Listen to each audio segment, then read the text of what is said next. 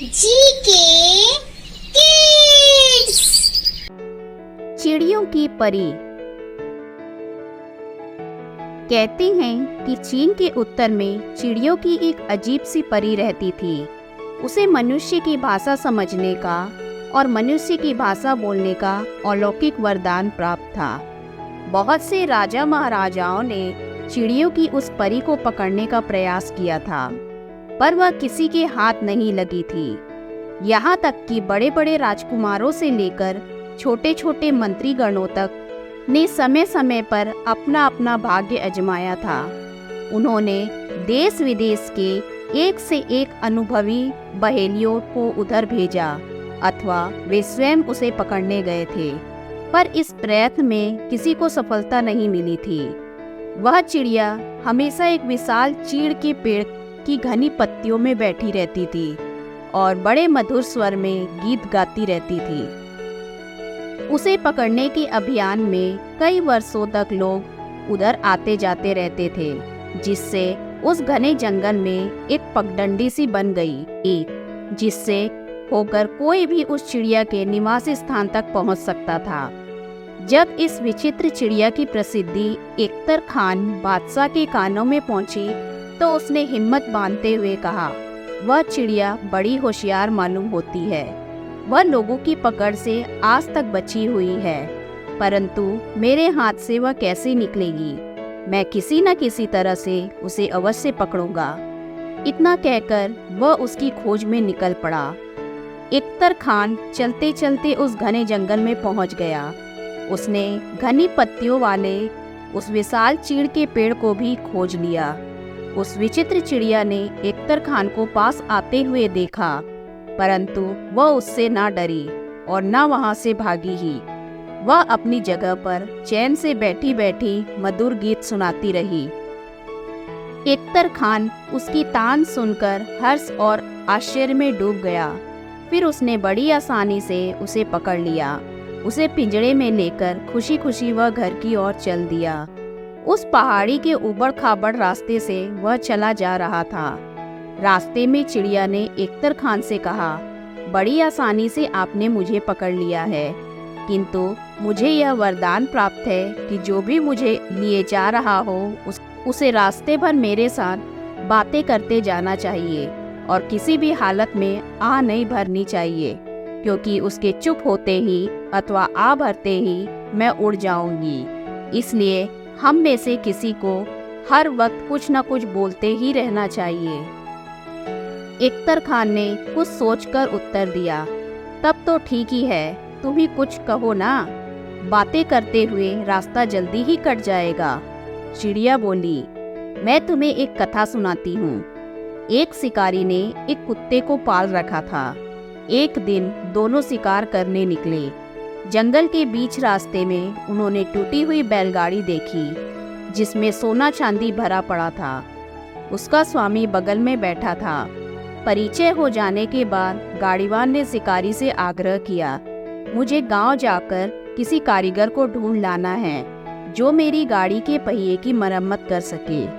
क्या तब तक आप और आपका कुत्ता मेरी गाड़ी की रखवाली कर सकते हैं?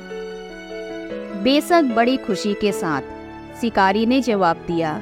गाड़ीवान बहुत प्रसन्न हुआ और वह पहाड़ी रास्ते से गांव की ओर चला गया। दिन ढल गया, सांझ होने लगी, पर गाड़ीवान का कोई पता नहीं था। शिकारी सोच में पड़ गया, मेरी बूढ़ी माँ की आंख कमजोर हो गई है, वह सवेरे से कुछ खा पाई होगी या नहीं। फिर उसने अपने कुत्ते से कहा, तू यहीं ठहर और चारों ओर देख, जब तक गाड़ीवान नहीं लौटे यहाँ से कहीं नहीं जाना। मैं भोजन बनाने के लिए घर जा रहा हूँ। आदेश देकर वह घर चला गया। कुत्ते ने अपने स्वामी की आज्ञा का पालन जी जान से किया। वह गाड़ी के चारों ओर चक्कर काटता रहा और बैल को दूर जाने से रोकता रहा। उधर गाड़ीवान ने कई ग्रामों की खाक छान मारी। तब कहीं जाकर करीब 12 बजे रात्रि में उसे एक कारीगर मिला जो गाड़ी को बना सकता था। जब वह लौटा तो उसने देखा कि शिकारी तो चला गया है, परंतु उसका कुत्ता उसकी जगह पर गाड़ी की रखवाली कर रहा है। इससे वह बहुत प्रसन्न हुआ। गाड़ीवान ने कुत्ते को कुछ चांदी की छड़ें देकर उसे घर भेज दिया। वह स्वामी भक्त कुत्ता चांदी की छड़ों को लेकर जब घर पहुंचा और अपने स्वामी के चरणों में रख दिया, तब उसे देखकर शिकारी क्रोध में आकर उससे बोला, मैंने तुझे गाड़ी की रखवाली के लिए छोड़ा था, उल्टे तूने उसकी चांदी की छड़ों को चुराया है। इतना कहकर शिकारी ने डंडा लिया और कुत्ते को इतना मारा कि वह मर गया। इख्तर खान से रहा ना गया। उसने आ भरते हुए कहा, कितना बड़ा बेवकूफ था वह शिकारी, उसने ऐसे भक्त कुत्ते की जान ले ली। अच्छा, तुमने आ भर दी। इतना कहकर चिड़ियों की परी उड़ गई।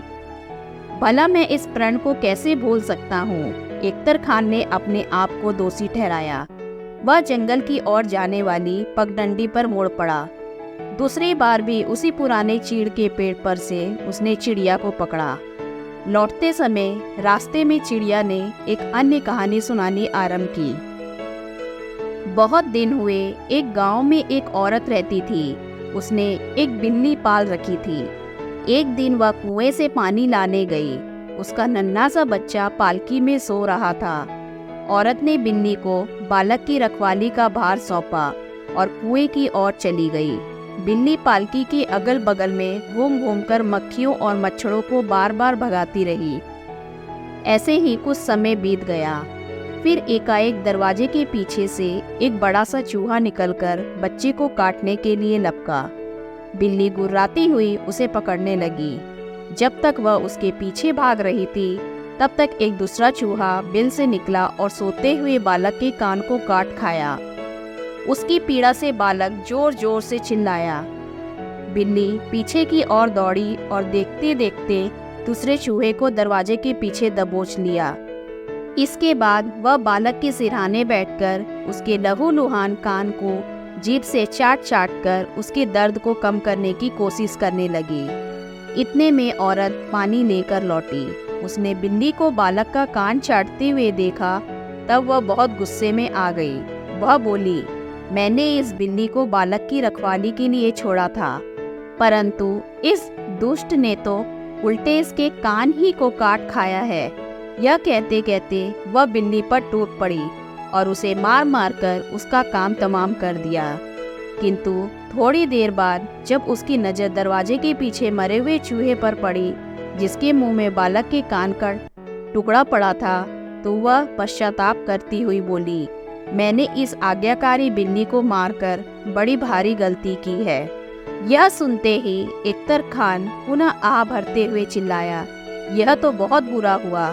इस बार भी वह अजीब चिड़िया अपने पंखों को फड़फड़ाती हुई पुनः उत्तर दिशा की ओर उड़ गई। इस प्रकार इख्तर खान को तीसरी बार भी उत्तर की ओर जाना पड़ा। उसने चिड़िया को उसी चीड़ के पेड़ पर से पकड़ा। उसे लेकर वह उसी जानी पहचानी पहाड़ी की टेढ़ी मेढ़ी पगडंडी से घर की ओर चला जा रहा था। इस बार भी चिड़ियों की परी ने उसे एक मनोरंजक कहानी सुनानी आरंभ की। एक बार एक भीषण सुखाड़ पड़ी। वर्षा न बरसने से घास पात तो सूखा ही, साथ साथ नदी नाले भी सूख गए और जगह जगह पर जमीन में दरारें हो गई। भूख प्यास से बचने के लिए अरावी नाम के एक आदमी ने अपना घर छोड़ दिया। झुलसने वाली धूप से बहुत दूर निकल गया। प्यास से उसका कंठ सूखने लगा, पर पानी कहीं दिखाई नहीं दिया। इस हालत में वह कुछ और आगे गया कि प्यास के मारे वह बेहोशी की हालत में आ गया। पास में एक चट्टान थी। वह उसी के नीचे लुढ़क कर मौत का इंतजार करने लगा। एकाएक टप टप टप टप टप टप की ध्वनि उसके कानों में आई। उसने उधर देखा तो खुशी से उछल पड़ा। उससे कुछ ही दूर पर चट्टान की दरे से पानी की बूंदें टपक रही थी। वह तुरंत अपने कठौते में पानी की बूंदों को एकत्र करने लगा। जब उसके काठ का बर्तन पानी से भर गया, तब उसने उसे मुंह में लगाया ही था कि एक कौवा उड़ता हुआ आया और अपने डैनों से कठौते को झटका देकर सारे का सारा पानी उड़ेल गया। अब तो अरावी क्रोध से लाल हो गया। उसने कहा, दुष्ट कौवा, तुमने स्वर्ग का दिया हुआ मेरा पानी उड़ेल दिया। फिर उसने एक पत्थर उठाया और एक ही निशाने में कौवे को जान से मार दिया। कौवा कुछ ही दूर जाकर झाड़ियों में गिरा, लेकिन कौवा जहाँ गिरकर मरा था उससे कुछ ही दूर पर एक बड़ी चट्टान की जड़ से पानी का एक सोता बह रहा था। प्यासे अरावी ने उस सोते का पानी जी भर कर पिया, परंतु वहां से जाने से पहले वह अपनी गठरी के लिए पुनः उस स्थान पर आया जहां वह बेहोशी की हालत में पड़ा था। अब उसकी प्यास बुझ चुकी थी, इसलिए उसका मन शांत हो गया था।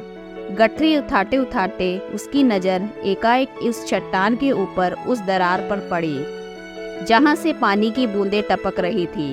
ऊपर उसने जो दृश्य देखा उसे देखता ही रह गया। चट्टान के ऊपर एक जहरीला सांप सो रहा था और उसके मुंह से विष की एक एक बूंदें टपक रही थी। उसने आह भरते हुए कहा, ओ, मैंने करीब करीब विष पी ही लिया होता, परंतु उस बेचारे ने मेरी जान बचा ली। उसका बड़ा आभार मानता हूँ। इतना कहते कहते उसकी आंखों से आंसू की धारा बहने लगी। बेचारा कौवा, अपनी जान देकर उसने दूसरे को जीवन दान दिया था। इख्तर खान ने आह भरते हुए चिड़ियों की परी से कहा, आपने फिर आह भर दी। अच्छा, अब मैं चली। इतना कहकर वह विचित्र चिड़िया तीसरी बार उत्तर की ओर उड़ गई। मैं हारा। सचमुच इस अजीब सी चिड़ियों की परी को पकड़कर बंदी बनाना आसान काम नहीं है।